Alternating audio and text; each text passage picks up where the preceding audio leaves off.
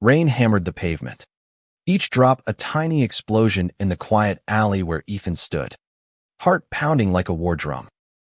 He was 25, but the weight of the last 3 years made him feel decades older. Across from him, Caleb's silhouette flickered under a dying street lamp, his sharp jawline taut with something Ethan couldn't quite read: anger, regret, or both. "I'm done," Ethan said, voice steady despite the storm inside him. He'd spent too many nights waiting for Caleb to choose him, to stop treating their love like a game he could pause and resume at will. Caleb, 27, with his effortless charm and a smile that could unravel anyone, had always known how to keep Ethan tethered, dangling on promises that never materialized.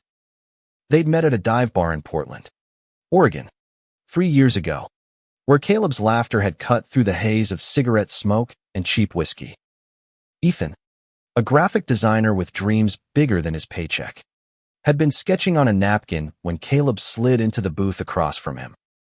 "You look like you're drawing my soul," Caleb had said, his dark eyes glinting. That night, Ethan fell hard for a man who wore confidence like a second skin but kept his heart locked away. For months, their relationship was a wildfire, intense, consuming, reckless. Caleb, a freelance photographer with a knack for capturing beauty in chaos, would pull Ethan into late-night adventures, rooftop stargazing, impromptu road trips to the Oregon coast, stolen kisses in abandoned warehouses. But the highs always came with lows. Caleb would vanish for days, claiming work or needing space, leaving Ethan to piece together the fragments of their connection. "You're too much sometimes," Caleb would say, brushing off Ethan's pleas for clarity. "Just let it be." Ethan tried to let it be. He convinced himself that love meant patience, that Caleb's fleeting moments of affection were enough. But the nights alone grew longer, the silences heavier. Caleb's texts became sporadic, his excuses flimsier. Ethan found himself checking Caleb's social media, watching him post photos with strangers in bars, his arms slung around shoulders that weren't Ethan's. Each image was a knife, but Ethan kept twisting it, hoping for a sign that he was still wanted. The breaking point came 2 weeks ago at a gallery opening. Caleb had invited Ethan, a rare gesture, and Ethan had arrived with a fragile hope. But there was Caleb, laughing too loudly with a man in a tailored suit, their hands brushing in a way that screamed intimacy. Ethan stood frozen, the room spinning as Caleb's eyes met his, guilty, but not sorry. "It's not what you think," Caleb said later, but the words were hollow. Ethan left, vowing to never look back. Now, in this rain-soaked alley, Ethan was keeping that vow. "You used me," he said, voice raw. "I was your pastime, something to pick up when you were bored and toss aside when you weren't. I'm not doing it anymore." Caleb stepped closer, his black hair plastered to his forehead. "You don't get it, Ethan. I never meant to hurt you. I don't know how to do this." His voice cracked, but Ethan wasn't falling for it anymore. "Then figure it out with someone else," Ethan said, turning to walk away. The rain blurred his vision, or maybe it was tears. Either way, he kept moving, each step lighter than the last. Caleb called after him, but Ethan didn't turn back. The alley opened onto a bustling street, and Ethan let the city swallow him whole. He didn't know where he was going, but for the first time in years, he felt free. The next morning, Ethan woke in his small apartment, the silence unfamiliar but welcome. He'd blocked Caleb's number the night before, a small act of defiance that felt monumental. His phone buzzed with a notification, not Caleb, but a message from his friend Mia, a 24-year-old barista with a knack for blunt honesty. "Heard you finally ditched the jerk. Drinks tonight." Ethan smiled, typing back a quick, "Hell yeah." Mia's coffee shop was a cozy haven in the heart of Portland, its walls lined with local art and mismatched furniture. When Ethan arrived, Mia was behind the counter, her dyed purple hair tied up in a messy bun. "You look like you've been through a war," she said, sliding a latte across the counter. "Feels like it," Ethan admitted, sinking into a chair. He told her everything the alley, the fight, the years of chasing Caleb's shadow. Mia listened, her brown eyes sharp but kind. "You deserve better," she said finally. "Someone who sees you, not just when it's convenient." Her words hit hard, stirring something Ethan hadn't felt in a long time: self-worth. That night, they ended up at a queer-friendly bar, the kind of place where everyone knew your name, or at least pretended to.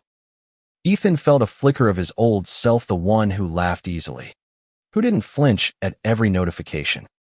Mia introduced him to her friend Leo, a 26-year-old musician with warm brown skin and a smile that lit up the room. Leo's energy was infectious, his stories about late-night gigs and botched auditions pulling Ethan out of his head. "You play guitar?" Leo asked, noticing Ethan's calloused fingers. "Used to," Ethan said. "Haven't touched it in years. But I could get you back into it," Leo said, his grin teasing but genuine. Ethan felt a spark, not love, not yet, but possibility. As the night wore on, Ethan caught himself laughing, really laughing, for the first time in months. He didn't check his phone once. Caleb's absence was a weight lifted, and Ethan was starting to remember who he was without him. But Caleb wasn't done. Across town, he sat in his loft, scrolling through Ethan's now private social media, his chest tight with something he couldn't name. He'd always thought Ethan would come back, that their cycle of push and pull was unbreakable. Seeing Ethan slip away, truly gone, ignited a panic Caleb hadn't expected. He typed a message to a mutual friend, fishing for information, his pride warring with a jealousy he didn't want to admit. Ethan, oblivious, was already moving forward. He didn't know what lay ahead, but he knew one thing: he was done being anyone's pastime. The weeks that followed were a blur of small victories for Ethan. He started sketching again, filling notebooks with designs that felt like pieces of himself he'd forgotten. His apartment, once a shrine to Caleb's sporadic visits, Polaroids pinned to the fridge. A scarf left behind began to feel like his own again. He replaced the photos with his own art, bold lines and vibrant colors that screamed defiance. Mia became his anchor, dragging him to open mic nights and art shows, refusing to let him wallow. "You're not that guy anymore," she'd say, shoving a paintbrush or a beer into his hand. Leo was often there too, his easy laughter a contrast to Caleb's calculated charm. Ethan wasn't ready to dive into anything new, but Leo's presence was a quiet comfort, like a song you didn't realize you needed until it played. One evening, at a local music venue, Ethan found himself watching Leo perform. The stage was small, the crowd smaller, but Leo owned it, his fingers flying over the guitar strings. Ethan felt a pang, not just attraction, but admiration. Leo was unapologetically himself, something Ethan was still learning to be. After the set, Leo joined them, sweat on his brow and a grin on his face. "You should come jam with me sometime," he said to Ethan. "I'm serious about that guitar thing." Ethan hesitated, memories of playing for Caleb surfacing. Caleb had loved it when Ethan played, but only when it suited him, turning Ethan's music into another prop in their uneven dynamic. "Maybe," Ethan said, surprising himself with the openness in his voice. Meanwhile, Caleb was unraveling. He'd always thrived on control, on knowing Ethan was waiting in the wings. Now, with Ethan gone, Caleb's nights were restless. He scrolled through old texts, lingered on photos of them together, Ethan's shy smile, his own cocky grin. He told himself he didn't care, that Ethan was replaceable, but the lie didn't stick. At a party one night, he overheard someone mention Ethan's name, tied to Leo's, and the words hit like a punch. Ethan was moving on. Caleb wasn't ready for that. He started showing up at places he knew Ethan frequented, telling himself it was coincidence. One night, at Mia's coffee shop, he saw Ethan through the window, laughing with Leo over a shared sketchbook. Caleb's stomach twisted. He didn't go inside, but he lingered across the street, watching until the rain forced him to move. Ethan, unaware of Caleb's lurking, was starting to feel the ground beneath him solidify. He took Leo up on the offer to jam, and one Saturday, they ended up in Leo's tiny studio, guitars in hand. The music was clumsy at first. Ethan's fingers were rusty, but Leo's patience was endless. "You've got soul in those hands," Leo said, his voice warm. "Just let it out." For the first time, Ethan played for himself, not to impress or appease. The chords felt like freedom, each note a step away from Caleb's shadow. When Leo joined in, their music wove together, imperfect but real. Ethan caught himself smiling, his heart lighter than it had been in years. But Caleb's jealousy was growing, a slow burn turning to fire. He started texting mutual friends, asking about Ethan, spinning stories to paint himself as the victim. "He just left without a word," Caleb told one friend, conveniently omitting the years of neglect. The friend, unaware of the full story, mentioned Ethan's new life as art, his music. Leo. Caleb's mask slipped, his charm giving way to something darker. One night, Caleb showed up at the same bar where Ethan and Leo were hanging out. Ethan didn't see him at first, too caught up in a story Leo was telling about a disastrous gig. But Mia, ever vigilant, spotted Caleb by the door. "Trouble at 6 o'clock," she whispered, nodding toward him. Ethan's heart sank, but he squared his shoulders. "Let him come," he said, surprising himself with his own resolve. Caleb approached, his smile forced, his eyes darting between Ethan and Leo. "Didn't expect to see you here," Caleb said, his tone too casual. "Didn't expect you to care," Ethan shot back, his voice steady. Leo raised an eyebrow but stayed quiet, sensing the tension. Caleb's smile faltered. "Can we talk? Alone?" Ethan glanced at Leo, then at Mia, who gave him a nod that said, "You've got this." 5 minutes, Ethan said, leading Caleb to a quieter corner. He wasn't the same person who'd begged for Caleb's attention. Not anymore. The bar's dim lights cast shadows on Caleb's face, making his expression harder to read. Ethan stood firm, his arms crossed, the hum of the crowd a distant roar. "What do you want, Caleb?" he asked, his voice low but unyielding. Caleb ran a hand through his hair, a nervous habit Ethan once found endearing. "I messed up. Okay. I see that now.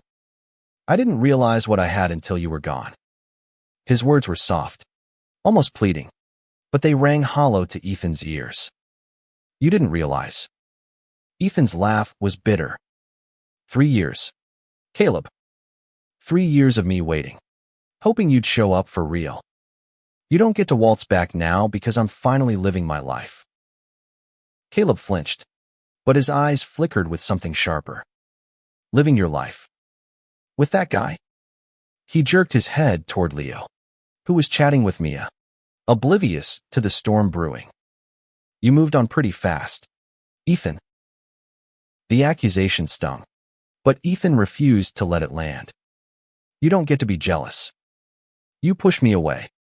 You made me feel like I was nothing. I'm done being your backup plan." Caleb stepped closer, his voice dropping to a whisper. "You were never nothing. I was scared. Okay. I didn't know how to handle us. But I'm here now. Doesn't that count?" Ethan shook his head, the weight of Caleb's words no longer enough to sway him. "It's too late. I'm not the same person you left in that alley." He turned to walk away, but Caleb grabbed his arm. "Ethan, please," Caleb said, his grip tight. "Give me a chance to fix this." Ethan pulled free, his eyes blazing. You had your chances. I'm not your toy anymore. He walked back to Mia and Leo, his heart racing but his steps sure. Caleb didn't follow, but Ethan felt his gaze burning into his back. Leo glanced over, concern in his eyes. You okay? Yeah, Ethan said, exhaling. I'm good. And for the first time, he meant it. The next few weeks were a revelation. Ethan threw himself into his art, landing a freelance gig designing posters for a local theater. He spent more time with Leo, their jam sessions turning into late-night talks about dreams, fears, and everything in between. Leo never pushed, never demanded more than Ethan was ready to give. It was a stark contrast to Caleb's roller coaster of emotions, and Ethan found himself craving the steadiness Leo offered. But Caleb wasn't fading quietly. He started leaving voicemails on Ethan's phone. Ethan hadn't unblocked him completely, a small oversight he now regretted. I know I screwed up. Caleb's voice crackled through one message. But I can't stop thinking about you. I see you with him, and it's killing me. Ethan deleted the messages, but each one left a mark, a reminder of the hold Caleb once had. One evening, Ethan and Leo were at a park, sketching the sunset over the Willamette River. Leo's pencil moved with easy confidence, capturing the light in ways Ethan envied. You're good at this, Ethan said, nudging him. You're not bad yourself, Leo teased, glancing at Ethan's sketch. But you're holding back. What's stopping you? Ethan hesitated, then told Leo about Caleb's voicemails, the lingering guilt that crept in despite his resolve. Leo listened, his expression thoughtful. He's trying to pull you back because he's losing control, Leo said. But you're not his to control. You're your own person, Ethan. Don't forget that. The words settled deep, a truth Ethan was still learning to embrace. He leaned closer to Leo, their shoulders brushing, and for a moment, the world felt right. Across town, Caleb was spiraling. He'd started drinking more, his photography work suffering as he fixated on Ethan. He told himself he'd win Ethan back, that their history meant something. But deep down, he knew he was fighting a losing battle. Ethan was no longer the man who'd wait in the wings. One night, Caleb showed up at Ethan's apartment, uninvited. Ethan opened the door, startled to see Caleb's disheveled figure in the hallway. What are you doing here? Ethan demanded, keeping the door only half open. I needed to see you, Caleb said, his voice slurred. I can't let you go like this. Ethan's heart clenched, but he stood his ground. You don't get to decide that. Go home, Caleb. He closed the door, his hands shaking, and leaned against it, listening as Caleb's footsteps faded. Ethan didn't sleep that night. Caleb's unexpected visit had rattled him, stirring up memories he'd worked hard to bury. But as dawn broke, painting his apartment in soft gold, Ethan made a choice. He wouldn't let Caleb's desperation pull him back. He had a life to build, and he was done looking over his shoulder. He met Mia for breakfast at a diner, the kind with sticky tables and endless coffee refills. She listened as he recounted Caleb's visit, her fork pausing midair. He's pathetic, she said bluntly. Showing up like that. He's not sore, just scared of losing his grip on you. I know, Ethan said, stirring his coffee. But it still gets to me. Like I owe him something. You owe him nothing, Mia said, her voice fierce. You gave him everything, and he threw it away. Don't let him make you doubt yourself now. Her words were a lifeline, pulling Ethan back to center. He spent the day in his studio, a rented corner of a shared art space, pouring his emotions into a new projected series of paintings about reclaiming identity. Each brushstroke felt like a declaration, a way of shouting to the world, and to himself, that he was enough. Leo joined him later, bringing takeout and a playlist of indie rock. They worked side by side, Ethan painting, Leo sketching. The silence between them was comfortable, broken only by occasional laughter or comments on each other's work. "You're glowing," Leo said at one point, his eyes soft. "Not just the paint on your shirt." Ethan blushed, brushing off the compliment, but it lingered. Leo's presence was a steady hum, grounding him in a way Caleb never had. They talked about their past, Leo's coming out as bisexual to a conservative family, Ethan's years of hiding his true self to fit in. The vulnerability was new, scary, but exhilarating. Meanwhile, Caleb was drowning in his own regret. He'd stopped going to parties, his social media silent for the first time in years. His loft, once a hub of creativity, felt like a cage. He kept replaying Ethan's words in the alley, the finality in his voice. Caleb had always thought he could charm his way back, but Ethan's strength had caught him off guard. Desperate, Caleb reached out to Mia, hoping she'd mediate. "He's happy now," Mia told him over the phone, her tone cold. "You need to let him go." But Caleb couldn't. He started following Ethan's art page, where Ethan had begun posting his new work. The paintings were raw, powerful, a window into the man Caleb had never fully appreciated. Each post felt like a rebuke, a reminder of what he'd lost. One evening, Ethan and Leo attended a local art fair, where Ethan's paintings were displayed for the first time. The crowd was small but enthusiastic, and Ethan felt a rush of pride as strangers admired his work. Leo stood by his side, beaming. "This is you," Leo said, gesturing to a painting of a figure breaking free from chains. "This is who you are." As the night wound down, Ethan spotted Caleb in the crowd. His heart skipped, but he didn't falter. Caleb approached, his expression a mix of awe and pain. "These are incredible, Ethan," he said, his voice barely above a whisper. "I didn't know you had this in you." "You never asked," Ethan said, his tone even. He didn't owe Caleb an explanation. Not anymore. Leo stepped closer, a silent show of support, and Caleb's eyes flickered with jealousy. "Can we talk?" Caleb asked, glancing at Leo. "Just for a minute." Ethan sighed but nodded, stepping aside. "Make it quick." Caleb's words tumbled out, a mix of apologies and excuses. "I know I hurt you. I was selfish, scared. But I'm changing, Ethan. I want to be better for you." Ethan looked at him, really looked, and saw the same man who'd kept him waiting, who'd made him feel small. "I hope you do change," Ethan said. "But not for me. For yourself. I've moved on." He walked back to Leo, who was waiting with a quiet smile.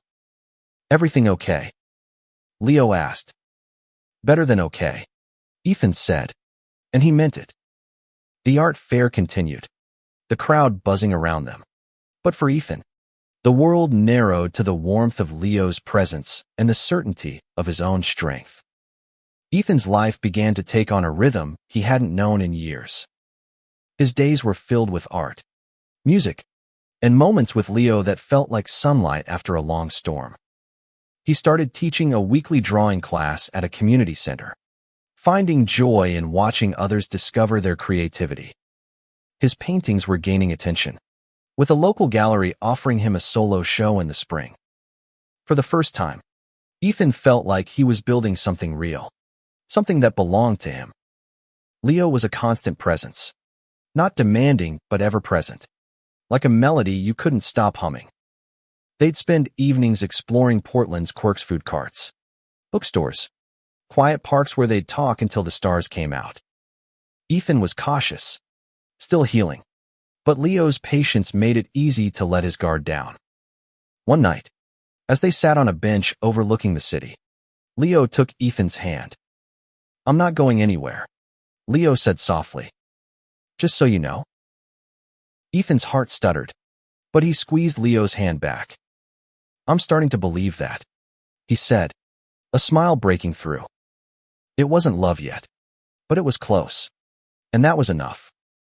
Caleb, meanwhile, was sinking deeper into his own turmoil. He'd stopped reaching out to Ethan directly, but his obsession hadn't faded. He'd stalked Ethan's art page, analyzing every post for clues about his life. When he saw a photo of Ethan and Leo at the art fair, their heads bent close over a sketch, Caleb's jealousy flared into something uglier. He started commenting anonymously on Ethan's posts, veiled jabs disguised as critique.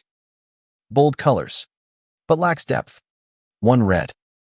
Ethan ignored them, but Mia, ever the detective, suspected Caleb's hand. You need to block him everywhere, Mia told Ethan over coffee. He's not worth your energy. I thought I had, Ethan said, frowning. He checked his settings, tightening his privacy, but the comments lingered in his mind. Caleb's shadow was smaller now, but it hadn't vanished entirely. One afternoon, Ethan and Leo were at the community center, setting up for Ethan's class. A new student arrived, a young man named Sam, 22, with a shy smile and a sketchbook full of intricate drawings. Ethan recognized something in him, a quiet resilience that reminded him of his younger self. As they worked, Sam opened up about his own struggles, coming out in a small town where acceptance was scarce.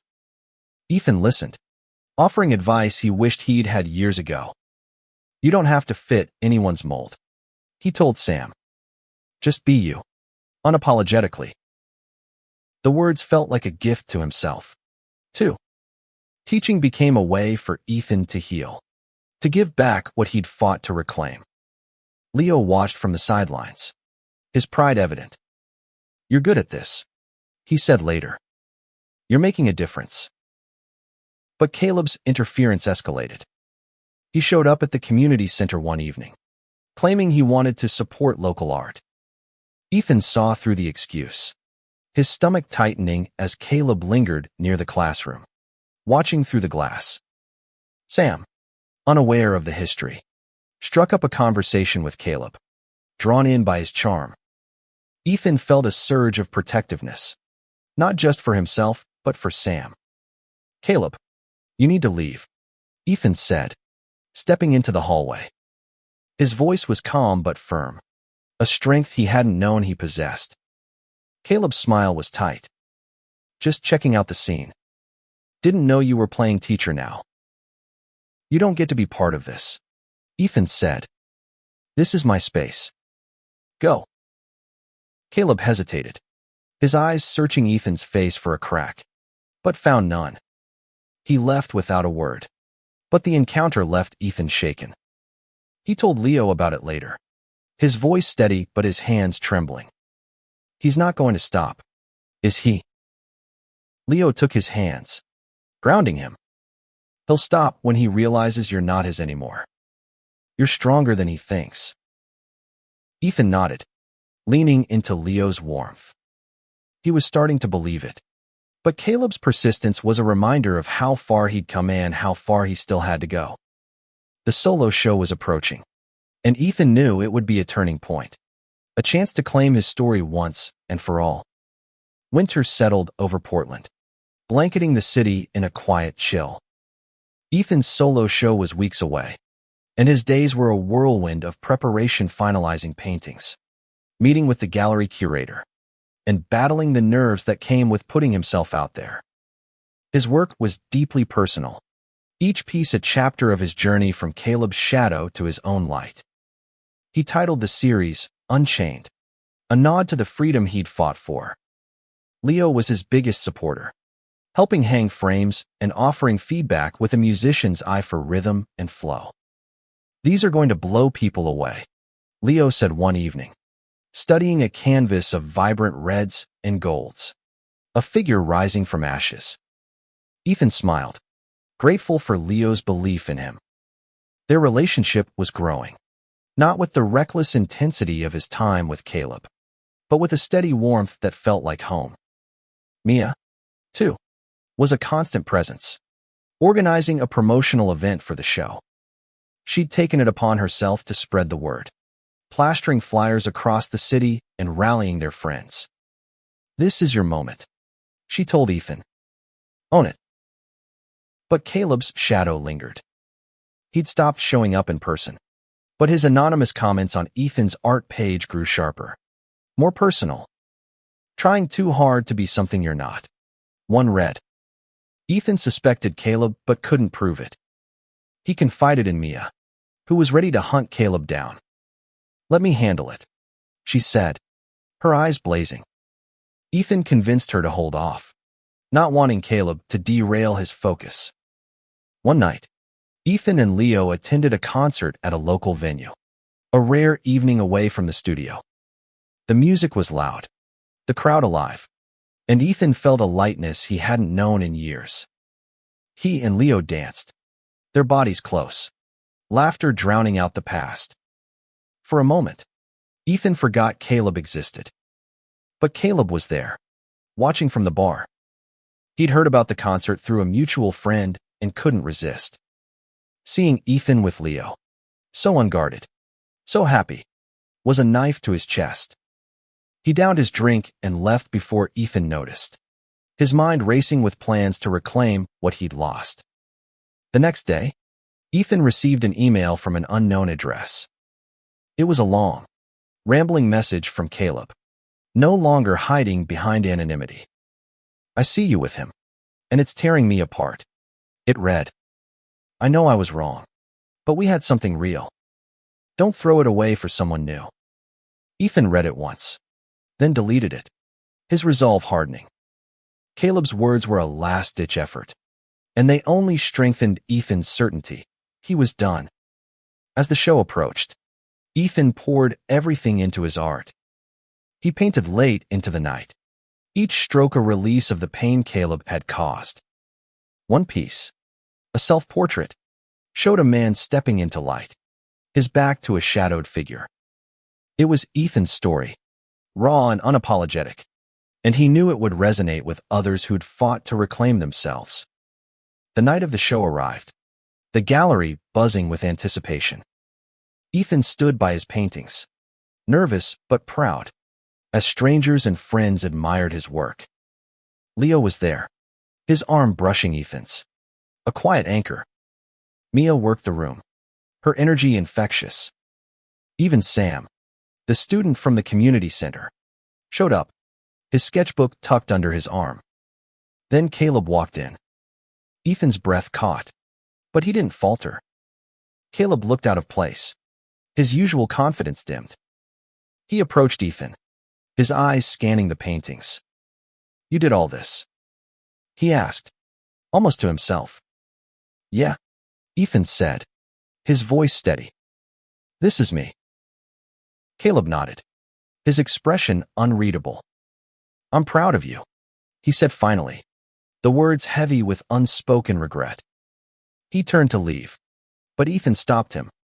"Caleb," Ethan said, his voice calm but firm. "I hope you find what you're looking for. But it's not me anymore." Caleb held his gaze for a moment, then nodded and walked out. Ethan watched him go, feeling a weight lift. The gallery hummed around him, alive with voices and laughter. And Ethan knew he was exactly where he was meant to be. The gallery show was a triumph. Ethan's paintings sold faster than he'd expected, and the curator hinted at future collaborations. Strangers approached him, sharing how his work spoke to their own struggles, their own journeys to self-acceptance. Ethan felt seen, not as Caleb's shadow or anyone's pastime, but as himself whole, flawed, and enough. Leo stayed by his side, his quiet pride a balm to Ethan's nerves. After the crowd thinned, they slipped outside, the night air crisp. "You were incredible in there," Leo said, his voice warm. "I knew you had it in you." Ethan smiled, his heart full. "Couldn't have done it without you." He meant it. Leo's steadiness, his unwavering support, had helped Ethan rebuild himself. They walked hand in hand through the city, the lights reflecting off the wet streets.